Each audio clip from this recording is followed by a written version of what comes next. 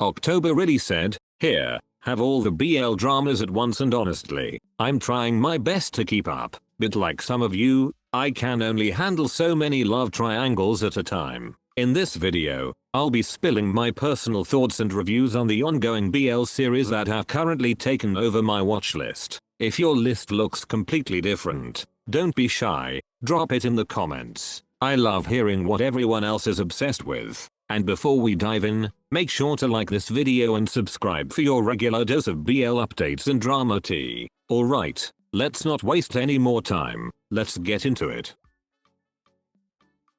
First on my watch list, Chemjira. Obviously, my list wouldn't be complete without it. Every Saturday night, you'll literally catch me refreshing the page the second a new episode drops. From the very first episode, I was hooked. And listen, I'm not even a big fan of horror shows, but somehow, Chemjira said, "You're staying," and I did. The story? Fantastic. The chemistry between the couples? So engaging that I'm practically glued to the screen. It's definitely a slow burn, but trust me, the payoff in the recent episodes? Totally worth the wait. Now, I get it. Some people think the pacing is a little slow when it comes to the love story, but honestly, I appreciate that they took time to build the world and the backstory instead of rushing into another cookie-cutter romance. We're down to the last 3 episodes, and I'm both excited and terrified to see how they're going to wrap this up. I just hope the finale gives us everything we deserve. Drama, closure, and maybe a few happy tears. Number 2 on my watch list, I'm the Most Beautiful Count. Now, I know some of you probably skipped this one because it's not your typical romance-centered BL. And honestly, I get it. I usually tune in for the love story too. But this series got me hooked for a totally different reason. The storyline and, of course, our iconic character, Word. Don't get me wrong. The romance is there. It's just not in your face every 5 seconds. But the comedy, the characters, chef's kiss. I swear, this show deserves way more hype than it's getting. It's honestly one of the most underrated BLs of the year, and I blame the lack of social media buzz for that. We've only got 3 episodes left, and I'm crossing my fingers that the finale serves us something satisfying, because if it doesn't, I might just file a complaint with the BL gods.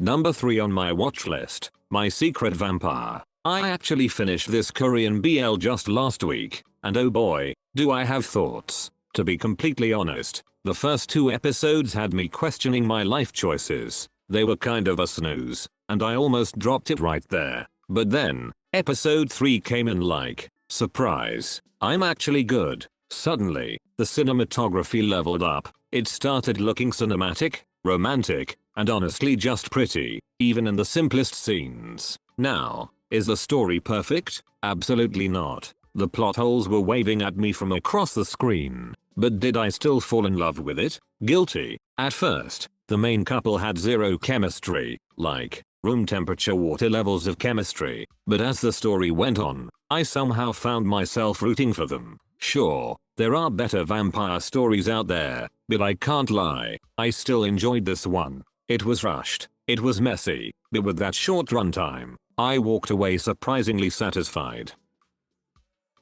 Number 4 on my watch list, The Journey to Killing You. Now this one, easily one of the few Japanese BL dramas this year that actually grabbed my attention. And trust me, that says a lot. The story is just that good. It's not your usual light and fluffy comedy romance that Japan often serves us. So honestly, it's such a refreshing change of pace. Yakuza and gangster BLs aren't exactly new territory, but every now and then, it's nice to dive into something a little grittier. And this show gives that while still keeping the heart in it. The moment I saw the main couple, I just knew I was going to love them. Their characters have layers, and not the onion kind. Real emotional depth that makes the story so much more intriguing. As for their chemistry, oh, it's there. The tension, the dynamic, I'm eating it up. We've got 2 episodes left before the finale, and honestly, I'm both nervous and excited to see how this ride ends. Fingers crossed it gives us the ending this story deserves, because if it flops, I will personally need closure therapy.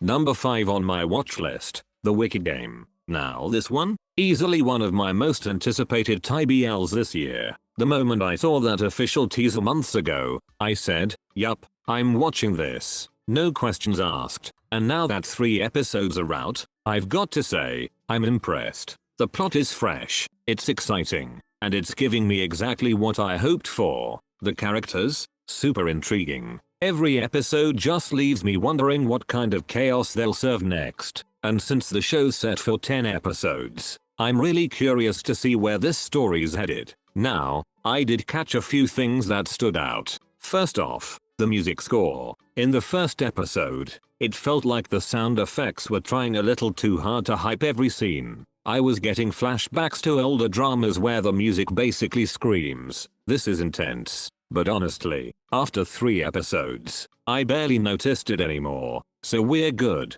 As for the acting, surprisingly solid, and the chemistry between the leads, off the charts. I'm absolutely loving their dynamic. They've got that mix of tension and charm that just works. Here's hoping the remaining episodes keep the story just as fiery, because so far, this wicked game is playing me in the best way possible.